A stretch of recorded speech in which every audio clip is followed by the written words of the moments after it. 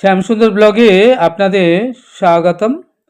আজ আমি জয়দেব মেলায় দ্বিতীয় দিনে এখানে বীরভূম জেলার কেন্দুলি গ্রামে যে ঐতিহ্যবাহী মকর সংক্রান্তি উপলক্ষে যে স্নানযাত্রা, সেখানে রাজ্যের থেকে শুধু নয়, রাজ্যের বাইরে থেকেও লক্ষ লক্ষ শ্রদ্ধালু ভক্ত, সাধুগুরু, বৈষ্ণব, এখানে বাউল ফকিরদের এবং নানান কীর্তনিয়াদের কীর্তনে মুখরিত এই জয়দেব ধাম।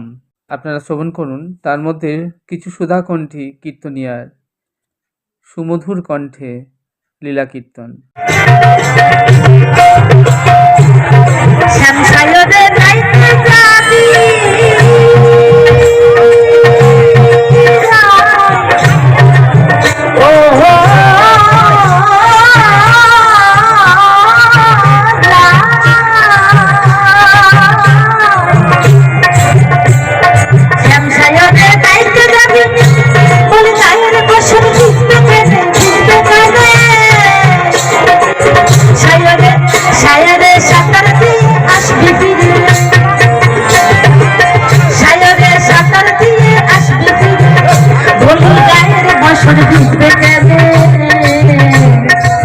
কিছুদিন মনে মনে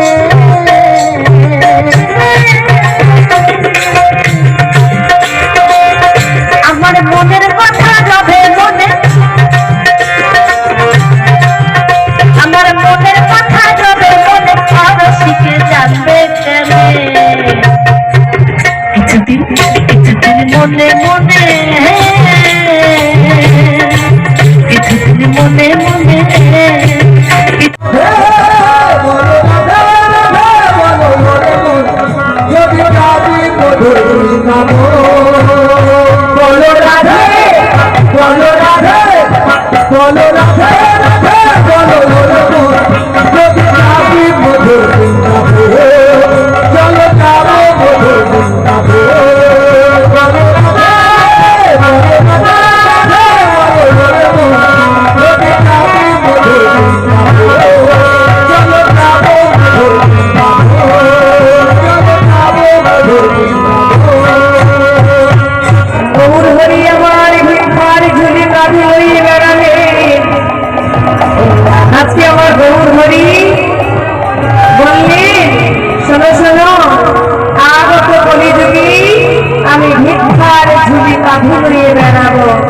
আর সকল পাপী পাপীদের আমি উদ্ধার করব।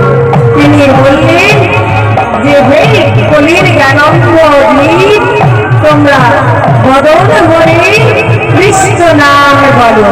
একবার কৃষ্ণ নামে যত পাপে হরে, যত পাপে হরে, পাপীর সাধ্য নাই তত পাপ করে, তত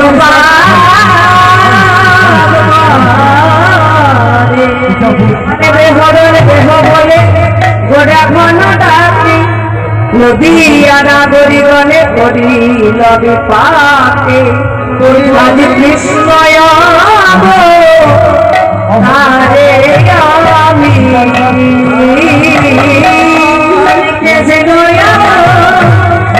আরে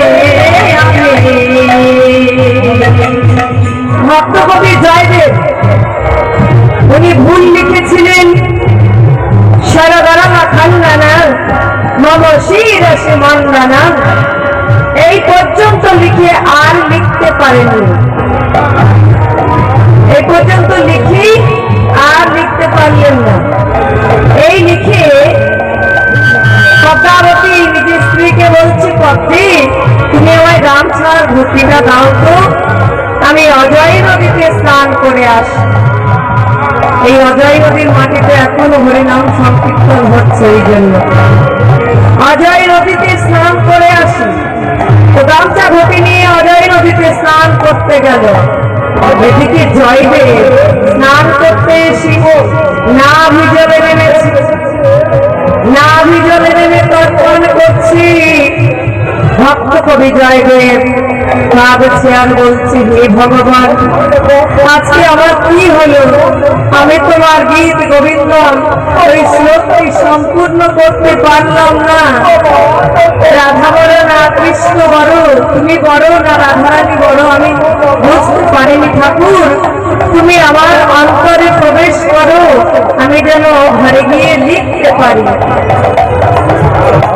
জয়দেব কাঁদছি আর প্রার্থনা করছি, হে প্রভু তুমি আমায় মনে করিয়ে দাও প্রভু, আমি তোমাকে ডাকার মতো ডাক জানি না,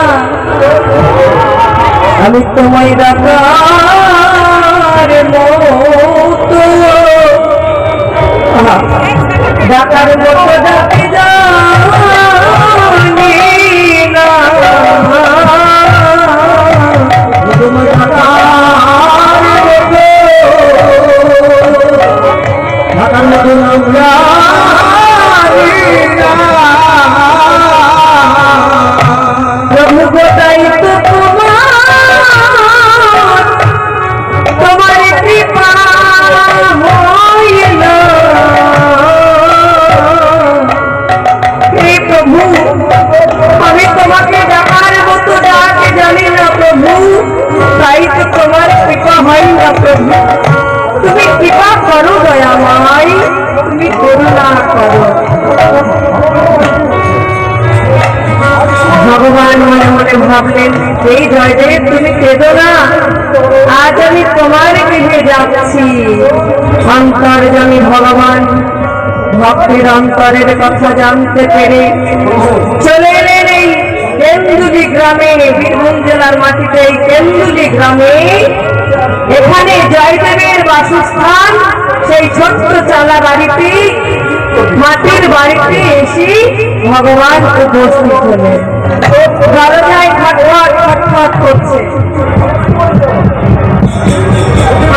ভদ্রাবতী তাড়াতাড়ি করে দরজাটি খুলে দিয়ে বলছে, কি স্বামী তুমি এত তাড়াতাড়ি চলে এলে যে? পথে শোনো, আজ আমার রাস্তায় যেতে যেতে গ্রন্থটা মনে পড়ে গেছে, সম্পূর্ণ করতে পারিনি তো, তাই আমি তাড়াতাড়ি চলে এলাম, তুমি আমায় গ্রন্থটা দাও তো। জয়দেব বেশি ভগবান আজকে গ্রন্থ সম্পূর্ণ করছে। পদ্মাবতী নিজ হস্তে ভগবানকে গীত গোবিন্দ দিলেন।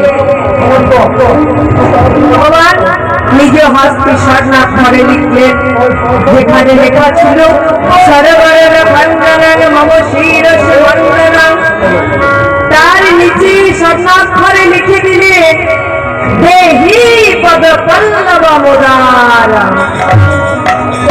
রাধে তোমার চরণ দুখানি আমার মস্তকে দাও।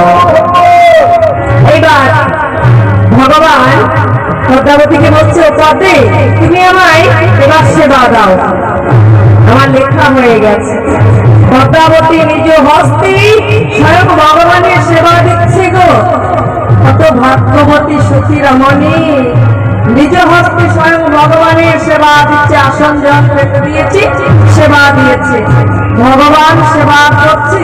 পদ্মাবতী বাতাস করছিল, তার পাতার পাখা দিয়ে বাতাস করছিল আর কি।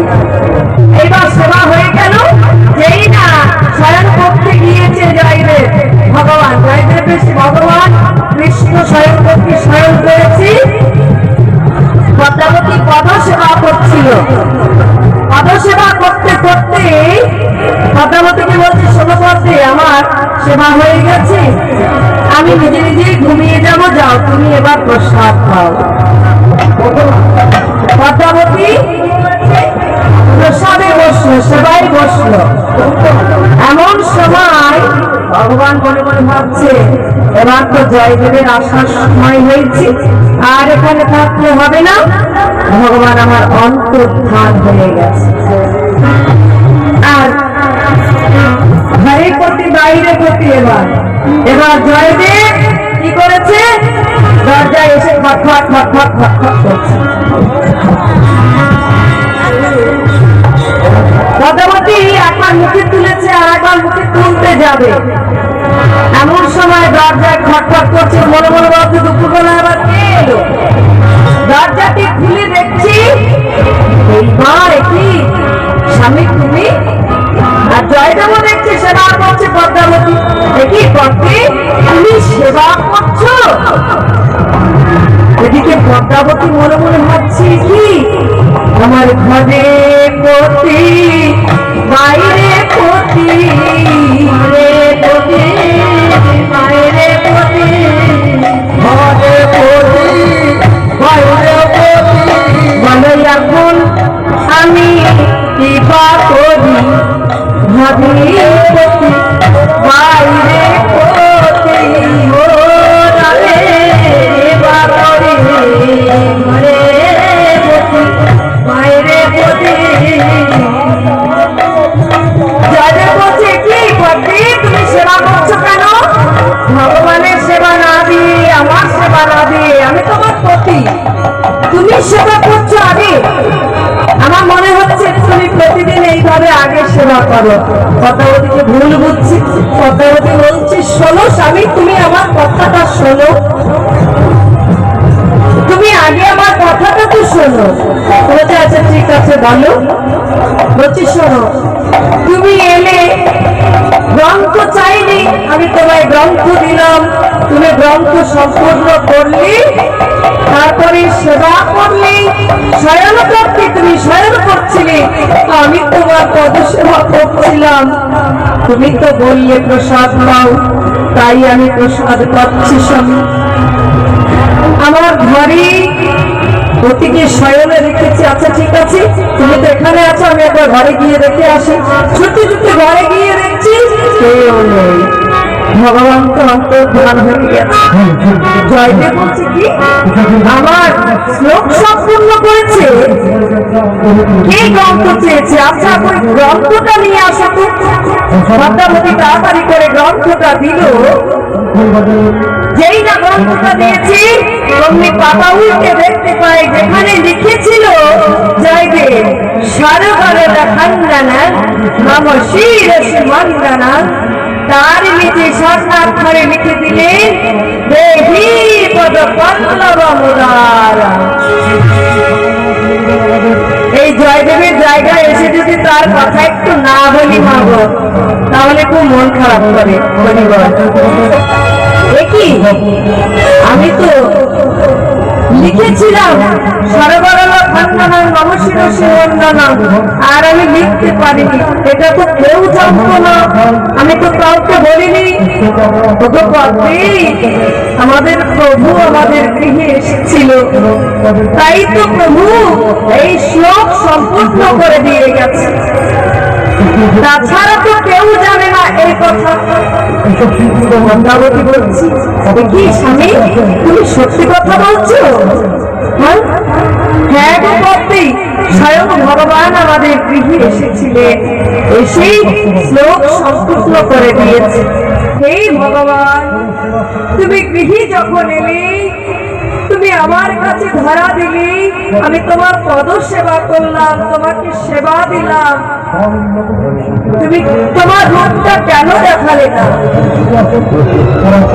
ওদিকে জয়দেব মনে মনে ভাবছে ভগবান যদি রাধারানী চরণগুলি মস্তকে নিতে পারে রাধারানীর চরণে লুটাইয়ে পড়তে পারে তাহলে পদ্মাবতী তো আজকে ভগবানের সেবা দিয়েছে নিজ হস্তে তাহলে আমি পদ্মাবতীর চরণে লুটাইয়ে পড়ব জয়দেব পদ্মাবতীর চরণে লুটাইয়ে পড়ে বলছে ওগো দাও দাও পদ্মে ওই চরণ পদ্মে ওই চরণ দাও দাও পদ্মে ওই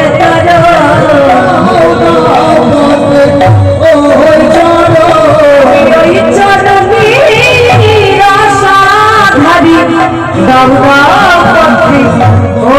ওই চরণে আশাধারী দাও দাও পদ্মে ওই চরণ আমি তো ওই চরণের আশাধারী পদ্মী তোমার ওই চরণ দুখানি আমার বস্তুকে দাও পদ্মী এই বলে পদ্মাবতীর চরণে জয়দেব উঠে পড়ে খাওয়া দিচ্ছি হে ভগবান তুমি আমার গৃহে এসেছো আমার মতো অধমের গৃহে তুমি এসেছো একটু আমি থাকতে তুমি কেন আসনি প্রভু তাহলে আমি তোমায় ছেড়ে দিতাম না গো, তোমায় ছেড়ে দিতাম না গো, তোমায় ছেড়ে দিতাম না গো, হৃদয় মাঝে বসাইয়ে রাখতাম, তোমায় ছেড়ে দিতাম না গো, হৃদয় মাঝে বসাইয়ে রাখতাম, তোমায় ছেড়ে দিতাম না গো, হৃদয় মাঝে বসাইয়ে রাখতাম, তোমায় ছেড়ে দিতাম না গো, হৃদয় মাঝে বসাইয়ে রাখতাম, তোমায় ছেড়ে তোমায় ছেড়ে দিতাম না গো।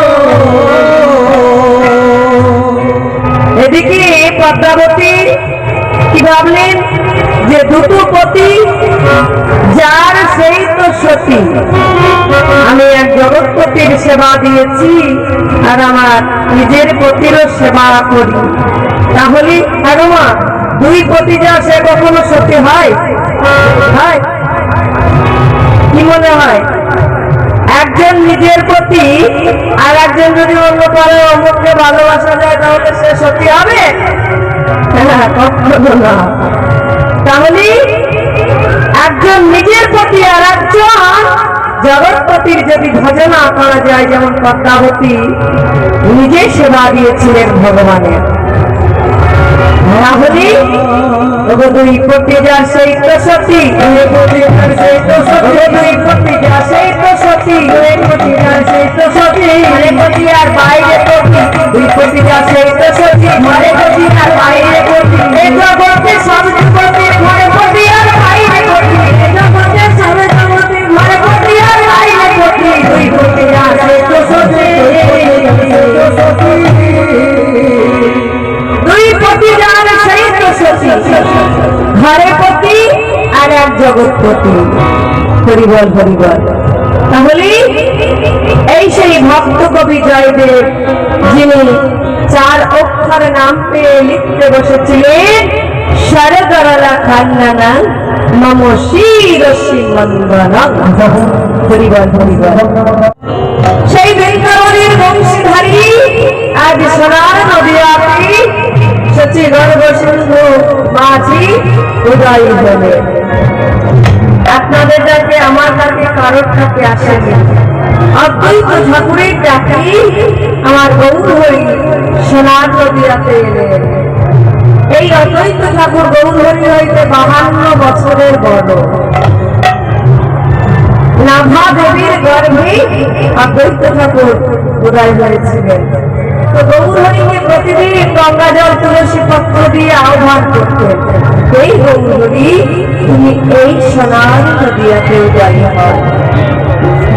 তুমি যদি এই সোনার নদিয়াতে উদয় না হও তাহলে পাপাচার দুরাচার অত্যাচার আর বেড়ে যাবে প্রভু, তাই তুমি সোনার নদিয়াতে দয়া করে এসো। তাই আমাদের গৌর হরিকে সোনার নদিয়াতে, গৌর হরি সোনার নদিয়াতে উদয় হলে যত গৌর ভক্ত মন্ডলীগণ তারা দলে দলে গৌর গুণগান করছে আর গৌর দর্শনে যাচ্ছে, গৌর দর্শনে যাচ্ছে। কি বলছি? আমাদের গৌর লড়ে সোনার নদিয়ায় উলুধ্বনি। হ্যাঁ, সবাই মিলে উলুধ্বনি, হরি ধ্বনি, হরি বল। ওই শব্দ শোনা যায় আমাদের গৌর লড়ে